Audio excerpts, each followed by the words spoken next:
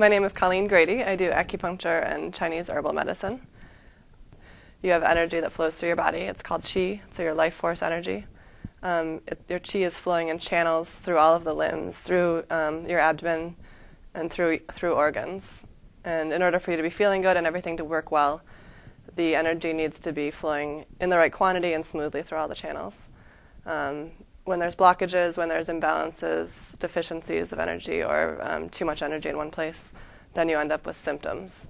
So sort of the basis of everything that I'm doing is figuring out where your pattern of imbalance is and trying to correct it. Mostly people have a complaint, so you're having a pain issue, you're having sleep disorders, you're having something about how you're feeling that's not right. And those are all symptoms of imbalances. So anytime anyone comes through, I'm going to run through the entire system. I'm going to ask them about their sleep, their digestion, their energy, if they feel warm or cold, how their breathing is, their eyesight. I'm going to run through everything, probably ask more questions than most doctors have ever asked you. And it could be things that don't even bother you, or that people that's not really your chief complaint, like, oh, your mouth's always dry and you're nearsighted and you've got slow digestion. And those aren't what you're coming in for, but all that helps me figure out what the pattern of imbalance is, and that can be sort of other symptoms of a different root imbalance that might be contributing to the main cause. One of the things I think is important that's different from what some acupuncturists do is that I really want people to become more aware of their own energy. They don't just take away what they're getting from that one treatment. They don't feel just that their knee pain goes away, but they're able to better understand how their body feels and what they can do kind of along the way to help prevent other things from happening. The biggest misconception is that it hurts. It can be slightly uncomfortable, just very briefly as the needles are going through the skin.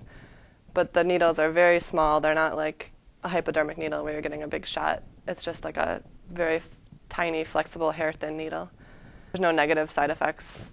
I use all disposable sterile needles, so there's no risk of infection. It doesn't work for everybody. Sometimes people don't feel better after they have their treatment, but they don't very often feel worse. Or if they do, it's just like a temporary kind of healing crisis, feeling worse for a day or two, and then they get back and are feeling better. Infertility and pain are probably the two most popular reasons that people want to come in.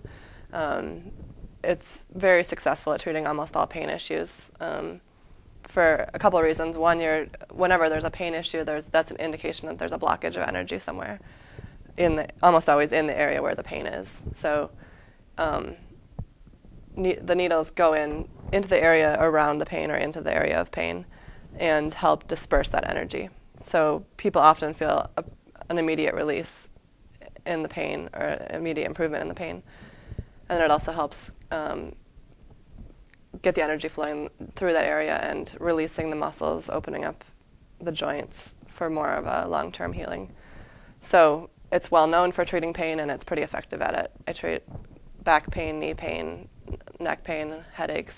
Those are probably the majority of what's coming in. And fertility has gotten more and more popular. It's very effective at treating all sorts of hormonal disorders. So when I was a teenager, I had irregular cycles. I had ovarian cysts and had gone to the gynecologist, and they said, you just take birth control until you want to get pregnant, and later, and you want to get pregnant, and then we'll give you Clomid to help induce your ovulation, and then you can go back on birth control. And that seemed to me like not a good option.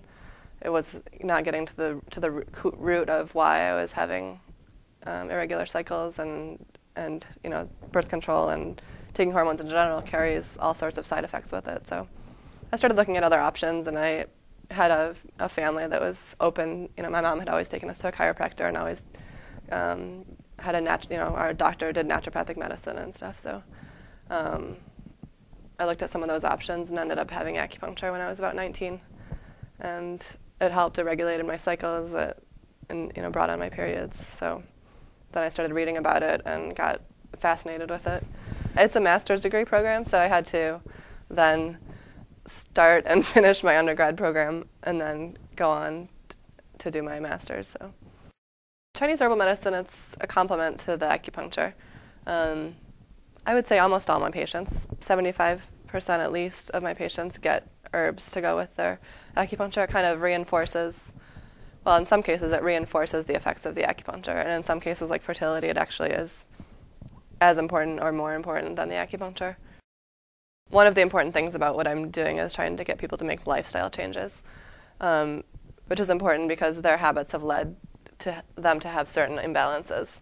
So I'm always asking a lot about and talking about people's diet, people's exercise, stress and how they manage their stress, and sleeping habits. And I try to kind of get people to make those changes so that they're not having more problems later.